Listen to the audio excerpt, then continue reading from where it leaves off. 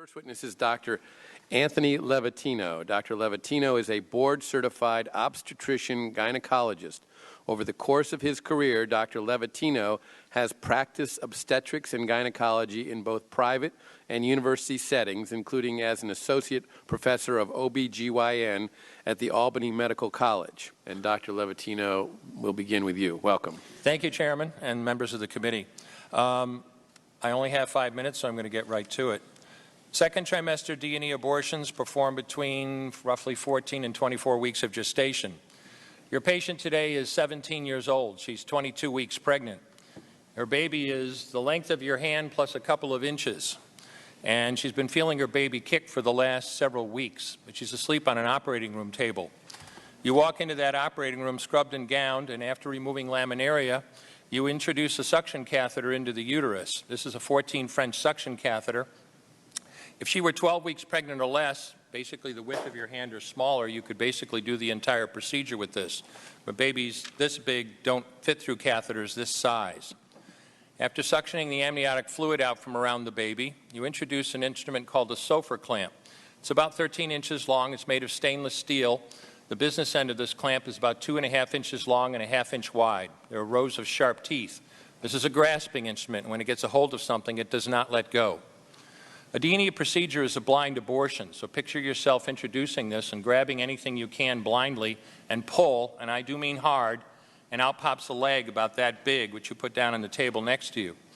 Reach in again, pull out an arm about the same length, which you put down on the table next to you, and use this instrument again and again to tear out the spine, the intestines, the heart and lungs.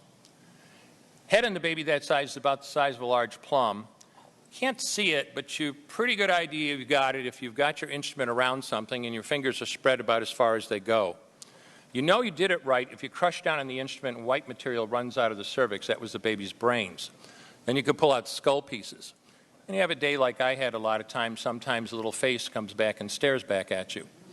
Congratulations, you just successfully performed a second trimester D&E abortion. You just affirmed her right to choose. Why did you end your practice of doing abortions? I did over 1,200 abortions over a 4-year period in private practice, not counting the ones that I did during my training.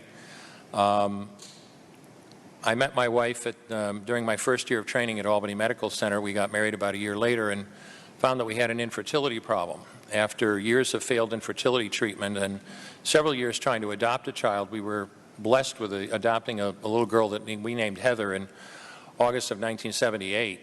As sometimes happens in those situations, my wife got pregnant the very next month, and we had 2 children 10 months apart. 2 months short of my daughter Heather's 6th birthday, she was killed in an auto accident and literally died in her arms in the back of an ambulance.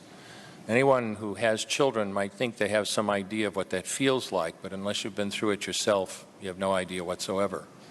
I know people find it hard to believe, but what do you do after disaster? You bury your child and then you go back to your life. And I don't remember exactly how long it was after my daughter died that I showed up at Albany Medical Center OR number 9 to perform my first second trimester D&E abortion. I wasn't thinking of it as anything special. This was routine to me. But I reached in, literally pulled out an arm or leg and got sick. You know, earlier on I described stacking up body parts on the side of the table. It's not to, gross people out, to use a simple term. When you do an abortion, you need to keep inventory. You have to make sure you get 2 arms and 2 legs and all the pieces. If you don't, your patient's going to come back infected, bleeding, or dead. So I soldiered on and finished that abortion. And I know it sounds, as I said, hard for people to believe, but I'm telling you straight up my experience. You know, after over 1,200 abortions, first and second trimester up to 24 weeks and all the rest of it, and being very dedicated to it, for the first time in my life, I really looked. I really looked at that pile of body parts on the side of the table. And I didn't see her wonderful right to choose, and I didn't see all the money I just made. All I could see was somebody's son or daughter. And I stopped doing late-term abortions after that, and several months later stopped doing all abortions.